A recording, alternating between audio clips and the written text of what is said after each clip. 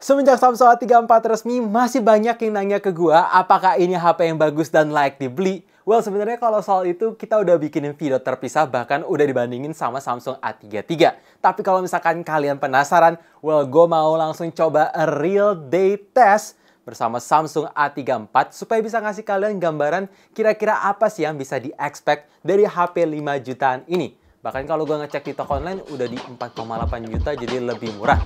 Oke, langsung aja kita mulai. So, welcome back to Up to Date Aiden Channel. Nama gue Greg, let's check it out.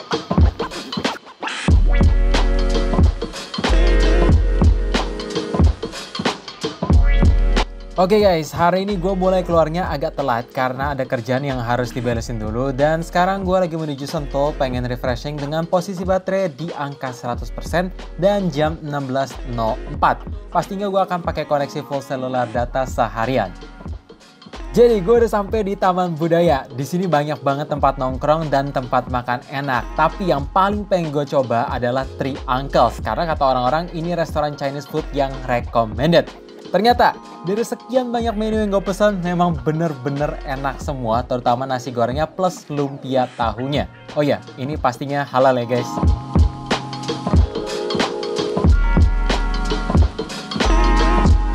Oke, jadi sekarang ini gue udah selesai makan dan di Taman Budaya ini ada tempat outdoor yang asik banget dan gue pengen ngetesin kameranya. Iya, HP ini menggunakan triple setup kamera, ada 48 megapiksel, 8 megapiksel tripod lens dan 5 megapiksel macro lens. Jadi kita foto-foto aja mumpung kondisinya kurang cahaya. Seberapa bagus? Let's go.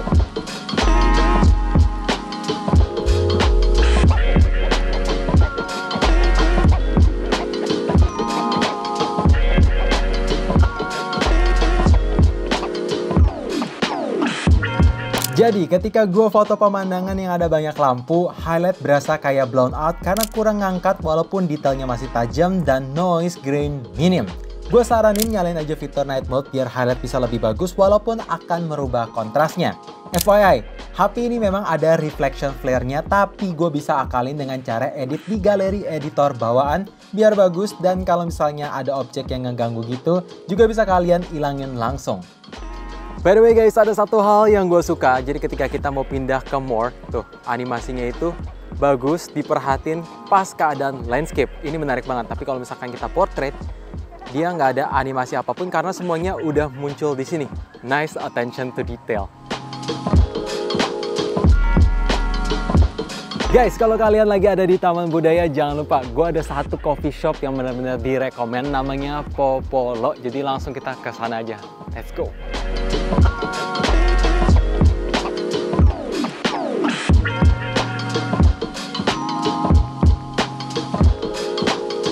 Yang gue suka dari Popolo dan wajib banget kalian pesan itu adalah Cafe Kubo yang super creamy sekaligus kopinya pekat, dan satu lagi avocado coffee. Bener-bener mantep, manisnya pas, ada rasa pahit-pahit gitu, dan pilihan kuenya pun banyak banget. FYI, harga kue yang paling mahal mentok di 35.000. Jadi ini masih ramah di kantong lah ya. Dan untuk harga kopi paling mahal di 45.000. Tadi udah gue pakai untuk Google Maps, terus scrolling Instagram, dan sekarang jam menunjukkan 18.24. Posisi baterai ada di angka 85% dan ini menggunakan cellular data. Jadi menarik sih.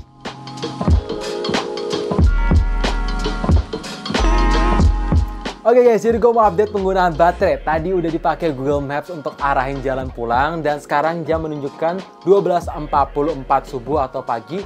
Terus untuk posisi baterai ada di angka 65%. Jadi akan gue lanjut besok aja ya. Oke guys, jadi sedikit update. Tadi gue bangun jam 11 dan posisi baterai ada di angka 63%. Alias dibiarin 11 jam atau 10-11 jam itu cuma berkurang 2% aja. Dan tadi gue ke peak ini ngarahin jalan Google Maps. 1 jam itu ngabisin 4% baterai. Jadi sekarang kita akan bahas layarnya sana.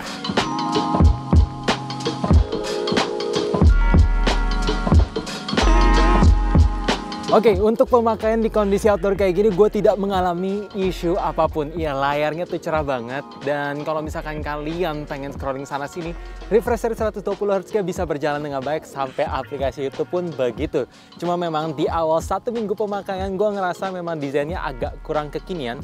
karena notch-nya masih menggunakan mini drop display, belum pakai punch hole. Walaupun ya bezel sekeliling udah simetris jadi kelihatan bagus. Tapi kalau kalian tanya gimana soal kualitas panel Super AMOLED, ya ini Samsung bro, emang kualitasnya sebagus itu. Dan untuk always on display, akhirnya udah bisa nyala terus dan tersedia. Mantap!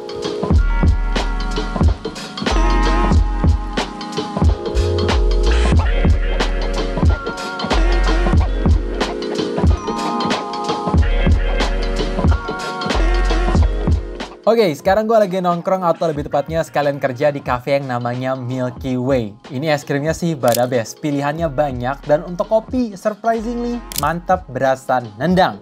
Tapi emang untuk harga es krimnya rata-rata di angka 80 ribuan, jadi agak mahal ya. By the way, gue mau bahas soal performa Dimensity 1080 di HP ini. Ya, so far bisa berjalan dengan baik, PUBG-nya lancar, hanya aja untuk Mobile Legends settingannya belum bisa dapet refresh rate super dan grafik cuma mentok sampai high. Tapi ya overall ini lancar-lancar aja.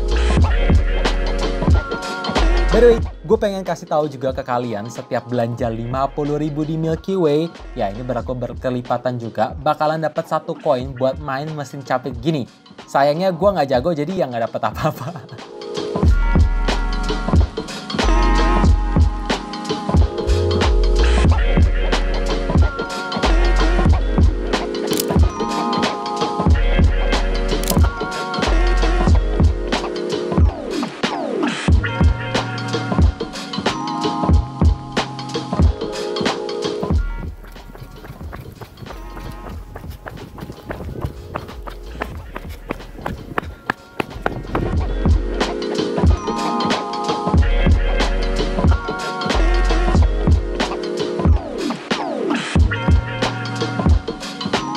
Kalian udah tahu lah ya, bentukan dari Samsung A34 ini mirip banget sama Samsung S23. Mungkin yang jadi pembeda ada di bagian bahan material dan dimensinya.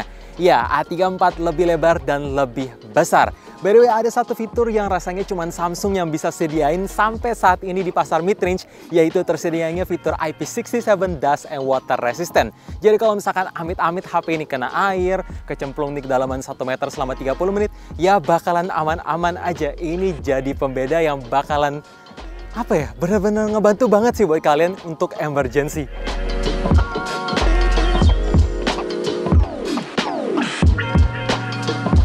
Sedikit tips dari gue, karena body HP ini dibuat doff yang kayaknya gampang kegores, jadi pastikan kalian pakai casing biar lebih aman.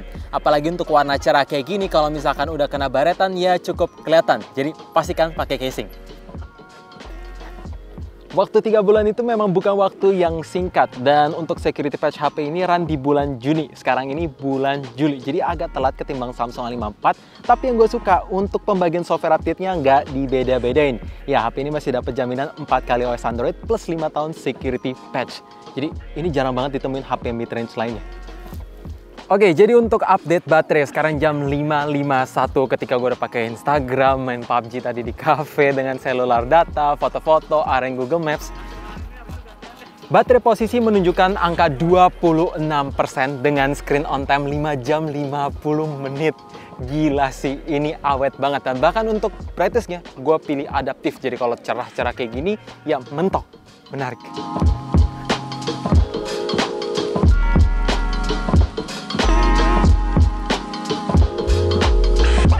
Akhirnya fitur yang dari flagship yang sangat gue suka bisa tersedia di HP ini. Jadi kalau misalkan kita tahan kayak gini di foto yang berbentuk objek, langsung bisa kita bawa dan dijadiin stiker. Gila, ini keren banget dan berjalan dengan baik sampai ke daun kayak gini. Tap tahan, langsung di crop. Gila, menarik.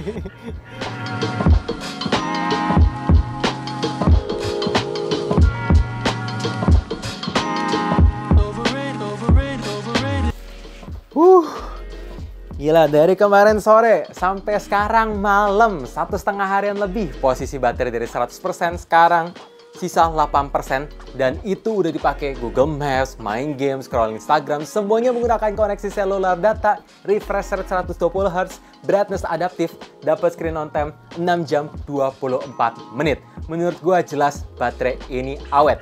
Kalau misalkan kalian bertanya apakah worth it, ya menurut gue di harga 4 jutaan, kalian bisa dapat jaminan software update panjang, kameranya ada OIS, video stabil, fitur IP68, pokoknya yang jarang banget ditemuin di harga segini, jelas ini worth it. Gimana menurut kalian guys? Apalagi yang udah pakai, coba komen pendapat kalian di bawah supaya yang lain juga kebantu. Dan gue mau ngucapin terima kasih buat kalian yang udah nonton dari awal sampai habis. Kalau misalkan ngerasa video ini bermanfaat, boleh bantu share ke teman-teman, subscribe sekaligus like, supaya kalian tahu kapan video baru diupload. And as always, stay safe, stay healthy, dan stay updated with up to date.